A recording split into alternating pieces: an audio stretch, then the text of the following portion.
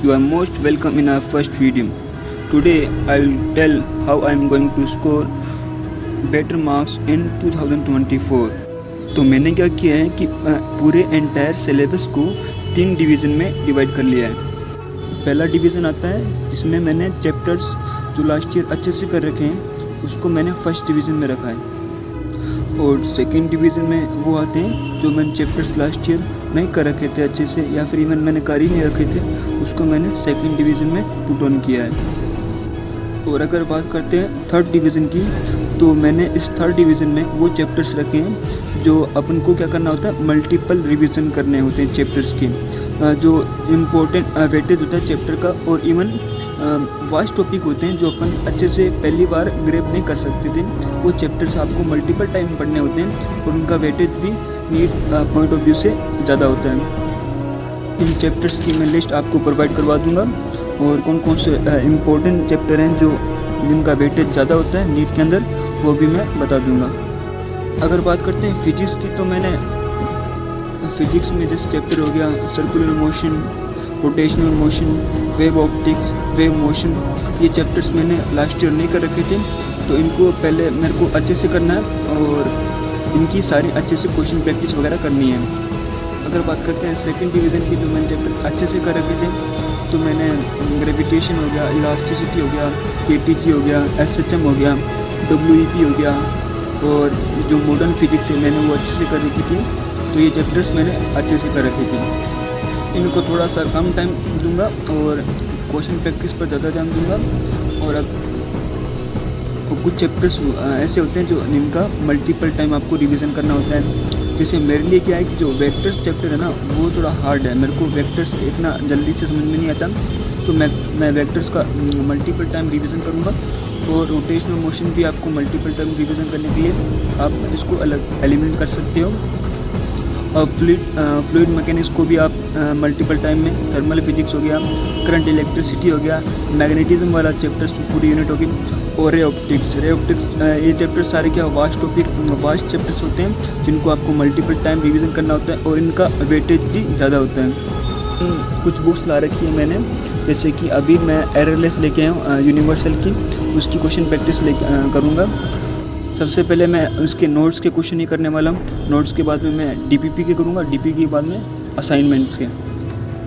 Assignment होने के बाद में मैं यूनिवर्सल पर या फिर अपनी जो भी आपकी रेफरेंस बुक है उस पर जाऊँगा।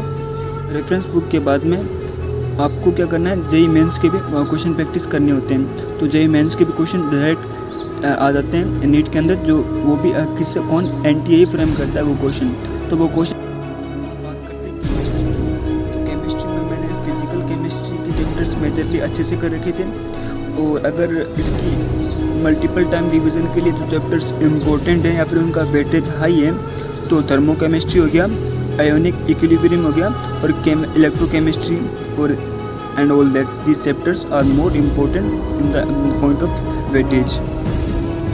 भाई आईओसी की बात करें, आईओसी मैंने लास्ट ईयर तो कर ही नहीं रखी थी, तो आईओसी मैंने इस बार इसको टाइम ज़्यादा दूंगा, क्योंकि ये मेरे लिए थोड़ा हार्ड भी है, और आईओसी इतनी जल्दी से मैं अच्छे से लर्न नहीं कर पाता। आईओसी मैंने सिर्फ 2 ही चैप्टर कर रखे थे लास्ट में, पीरियोडिक टेबल और केमिकल बॉन्डिंग, और केमिकल बॉन्डिंग भी मैंने अच्छे से नहीं कर रखा था। आईओसी में तो आपको मल्टीपल टाइम एनसीईआरटी लगानी है, एनसीईआरटी को बार बार रिवीजन करना है, और इवन आप इसके लिए अलग से रेफरेंस बुक भी मत लो, और टीचर के जो भी क्वेश्चन होते हैं वो क्वेश्चन उठा लो, और इसके PYQs लगाते रहो, और मल्टीपल टाइम आपको रिवीजन करना है किसका, एनसीईआरटी का। अगर इसमें इम्पोर्टेंट चैप्टर्स की बात करें ना, तो chemical bonding, periodic table, S block थोड़ा कम, पी ब्लॉक ज़्यादा वेटेज है उसका, पी ब्लॉक आपको अच्छे से करना है। और इवन ये टॉपिक जो पी ब्लॉक है ये सबके लिए कठिन भी होता है, अच्छे से सब नहीं कर पाते पी ब्लॉक को। अगर बात करते हैं ऑर्गेनिक केमिस्ट्री में मैंने last year alcohol, phenol, ether और कार्बोनल कंपाउंड, हेलोएल्केन्स, ये सब चैप्टर्स मैंने स्किप कर रखे थे, वेटेज भी ज़्यादा था, तो इन चैप्टर्स को मैंने छोड़ रखे थे, मैंने चैप्टर कर ही नहीं रखे थे, और जिसकी वजह से मेरा केमिस्ट्री में बहुत ही कम स्कोर है। पहले तो मैंने आईओसी छोड़ दी, उसके बाद में मैंने ऑर्गेनिक केमिस्ट्री में ये चैप्टर्स छोड़ दिए थे, क्योंकि क्योंकि मेरे को उस टाइम इसका वेटेज का पता ही नहीं था। मैंने जो पहले चैप्टर्स थे, जो मान लो मैंने हाइड्रोकार्बन को बहुत ज़्यादा टाइम दे दिया था, जिसमें हाइड्रोकार्बन मुश्किल से 1 या 2 क्वेश्चन बनते हैं। GOC, IUPAC, आइसोमेरिज्म, इनको मैंने ज़्यादा टाइम दिया था। पर आपको क्या है, वेटेज के अकॉर्डिंग चलना है और आपको वही पढ़ना है जो नीट के रिलेवेंट है। प्लीज़ वेटेज के अकॉर्डिंग पढ़ो तो आपको बहुत आसानी होगी अच्छा स्कोर करने में। Alcohol, phenol, ether, carbonyl compound, ये इम्पोर्टेंट चैप्टर हैं किसके लिए? ऑर्गेनिक केमिस्ट्री के लिए। अगर बात करते हैं बायोलॉजी की, तो फॉर बॉटनी के लिए मैंने मैक्सिमम चैप्टर्स कर ही रखे थे। मुश्किल से मैंने लिविंग वर्ल्ड छोड़ रखा था और उनका थोड़ा वेटेज कम होता है। रिप्रोडक्शन इन ऑर्गेनिज्म छोड़ रखा था, जिसे वो इस साल क्वेश्चन भी नहीं आया उसका। और मैंने जो लास्ट की यूनिट इकोलॉजी है, मैंने वो अच्छे से नहीं कर रखी थी, जो बहुत बड़ा रोल करती है अच्छे स्कोर करने में, मतलब कि उसका वेटेज ज़्यादा होता है किसके अंदर? बॉटनी के अंदर। बॉटनी में चैप्टर्स होते हैं, मैक्सिमम चैप्टर्स वही होते हैं जो आपको मल्टीपल टाइम रिवीजन करना होता है। प्लांट फिजियोलॉजी में आपको मल्टीपल टाइम रिवीजन करना है, और जैसे जेनेटिक्स वाली यूनिट होगी, वो बहुत बड़ा इम्पोर्टेंट रोल प्ले करती है नीट के अंदर, तो आपको वो अच्छे से करना है, उसका मल्टीपल टाइम रिवीजन करना है। और अगर बात करते हैं एनाटॉमी, मॉर्फोलॉजी, रेस्पिरेशन, फोटोसिंथेसिस, ये आपको चैप्टर अच्छे से करना है। और प्लांट ग्रोथ एंड रेगुलेटर्स आपको मल्टीपल टाइम रिवीजन करना है। अगर बात करते हैं जूलॉजी की, तो ये बहुत बड़ा एक इंटरेस्टिंग सब्जेक्ट है, मेजरली बहुत आसान होता है सबके लिए। तो इसके लिए तो बहुत ज़्यादा कुछ है नहीं कि आपको मल्टीपल टाइम रिवीजन करना, ये आपको वो दे सकता है कि इसका टाइम रिड्यूस कर सकते हैं अपन, और आसानी से अपन जूलॉजी को रिलेट कर सकते हैं। तो इसमें भी आपको मल्टीपल टाइम रिवीजन किसका? NCERT का ही करना है, ठीक है। अगर इसमें जो चैप्टर्स मल्टीपल रिवीजन के लिए है, वो है neural control and coordination. Neural control coordination में जो हार्ड टॉपिक था, जैसे ईयर का और आई का, वो इस साल NCERT में हटा दिया है, पर अभी तक NTA का कोई भी नोटिफिकेशन नहीं आया है इसके रिलेटेड। बायोमोलिक्यूल्स हो गया, एनिमल किंगडम हो गया, और बायोटेक जो पूरी यूनिट है, वो आपको मल्टीपल टाइम रिवीजन करनी है। बायोटेक इम्पोर्टेंट रोल प्ले करती है किसके अंदर? जूलॉजी के अंदर, इसका वेटेज हाई होता है। नोट्स की बात करें, मैंने बायोलॉजी के लिए कोई भी पर्टिकुलर नोट्स नहीं बनाया, कुछ चैप्टर्स के बना रखे थे।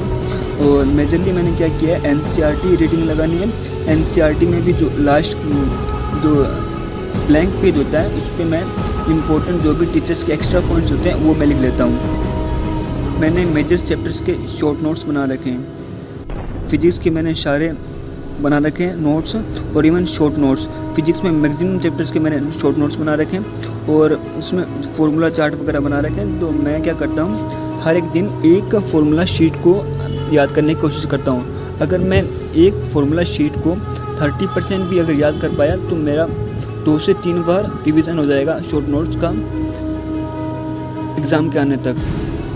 तो आपको भी क्या करना है, शॉर्ट नोट्स बना के रखने हैं हर एक टॉपिक के और हर एक चैप्टर के। लास्ट में भाई इतना टाइम नहीं होता कि अपन क्या करें, पूरे जितने भी नोट्स हैं, इंटायर नोट्स हैं, उसको हम अच्छे से खोल के अच्छे से नहीं पढ़ सकते। तो अपन को फास्ट रिवीजन करना होता है। और इवन एक दिन में लास्ट के टाइम ऐसा हो जाता है कि आपको एक दिन में करीबन 10 से 12 चैप्टर्स का रिवीजन करना होता है। तो अपन वो कैसे करेंगे? शॉर्ट नोट्स से करेंगे। अगर आपको मेरे शॉर्ट नोट्स के अकॉर्डिंग रोड मैप वगैरह चाहिए, तो मैं आपको शॉर्ट नोट्स प्रोवाइड करवा दूंगा। मैंने अभी तक टेलीग्राम ग्रुप पर कोई नहीं बनाया, पर अगर आप कमेंट करेंगे तो मैं वो बना के आपको प्रोवाइड करवा सकता हूँ। भाई अभी आपको अच्छे से टाइम देना है। नीट ऐसा है कि आप लास्ट तक आओगे ना, तो बहुत ज़्यादा हेक्टिक हो जाएगा। इसमें सिलेबस बहुत ज़्यादा है, पर इसमें आसानी होती है। पेपर इतना हार्ड नहीं आता, पर सिलेबस बहुत ज़्यादा है। तो आपको पूरा वेल प्लान बना के, शेड्यूल बना के आपको चलना होगा। लास्ट में ऐसा सीन हो जाता है कि मैं क्या पढूं, क्या ना पढूं, और कौन सा टॉपिक स्किप करूं। भाई इसका टाइम बहुत, लास्ट में बिल्कुल टाइम नहीं मिलता। मैंने इवन लास्ट ईयर 24 घंटे में 18 घंटे पढ़ाई की है, उसके बावजूद भी मेरा स्कोर अच्छा से नहीं बन पाया। मैं उसके लिए सेपरेट वीडियो बना दूंगा कि मैंने क्या मिस्टेक्स की थी, मेरा कौन सा ड्रॉप था, और इवन मैंने कहाँ से मैंने कोचिंग की थी लास्ट ईयर। तो भाई ऐसा है कि आपको अपना स्ट्रेटेजी, अपना मेथड, अपना जो रोड मैप है, वो अपना खुद का बना के चलना है। और आपको पता है कि आपका कौन सा चैप्टर वीक है और आपका कौन सा चैप्टर स्ट्रॉन्ग है, तो उसी अकॉर्डिंग आपको चलना होगा। प्लीज़ आप क्या करो कि जो सर करा रहे हैं, जैसे अभी इन्होंने PW यकीन 2.0 बोल रहे हैं कि अराउंड मार्च के एंड में या अप्रैल में सिलेबस कंप्लीट करवा देंगे। उसके बाद में भी आपका बैकलॉग्स वगैरह रहेगा, तो आपका मान के चलो थोड़ा 20 दिन या 1 महीना आगे रहेगा। मेरा लास्ट ईयर 7 मई तक भी सिलेबस कंप्लीट नहीं हो पाया था। मैं रैंडमली कुछ भी स्टार्ट किया और जो टीचर करवा रहे हैं वो किया। मेरे लास्ट ईयर बहुत ज़्यादा बैकलॉग क्रिएट हो चुके थे। आप किसी भी स्ट्रेटजी का रोड मैप ले सकते हो, पर आपका जो भी प्लान है वो आपके अकॉर्डिंग बनाना है। ये बहुत इंपॉर्टेंट है आपके लिए भी, आपको उसी शेड्यूल के अकॉर्डिंग चलना होगा। टीचर कॉम्बिनेशन की बात करूँ तो मैंने फिजिक्स करनी है MR सर से, और IOC मोहित ताजिर सर से, OC पंकज सर से, और फिज़िकल केमिस्ट्री मैंने लास्ट ईयर सर्वेश सर से की थी। तो इस साल अमित महाजन सर के मैं एक बार 2-3 लेक्चर लूँगा, उसके बाद में मैं उसके डिसाइड करूँगा। मैं जल्दी मैं सर्वेश सर से करने वाला हूँ, क्योंकि मेरे को 31 दिसंबर से पहले अपना सिलेबस कंप्लीट करना है। एक इम्पोर्टेंट बात आपको बता रहा हूँ कि आपको अपने शेड्यूल में 2 टास्क और आपको ऐड करने होंगे। भाई ये आपके लिए इम्पोर्टेंट भी है कि आपको डेली, पहला टास्क आपको डेली क्या करना है, NCERT रीडिंग लगानी है बायोलॉजी के लिए फॉर 1 आवर के लिए। मैं तो बोलता हूँ फॉर 1 चैप्टर के लिए लगाओ। फॉर 1 चैप्टर आपको डेली पढ़ना होगा NCERT के लिए, जो आपको बहुत लास्ट में आसानी करेगा अच्छे स्कोर करने में। पहला टास्क बायोलॉजी NCERT करना। उसके बाद में आप सुबह सुबह ये रख सकते हैं, बायोलॉजी के लिए रख सकते हैं, और शाम को आप एक केमिस्ट्री का भी आपको रीडिंग लगानी है, केमिस्ट्री की। जैसे मैं इनऑर्गेनिक केमिस्ट्री की अभी स्टार्ट किया है, और इवन मैं बायोलॉजी की दोनों की कर रहा हूँ, पर मैं इनऑर्गेनिक केमिस्ट्री को सबसे पहले रखा, क्योंकि वो इम्पोर्टेंट भी होता है और अपन उसको मल्टीपल टाइम में आपको रिविजन करना होता है। इनऑर्गेनिक केमिस्ट्री में आपको बार बार मल्टीपल टाइम्स NCERT पढ़नी होती है। तो भाई यही सब कुछ था।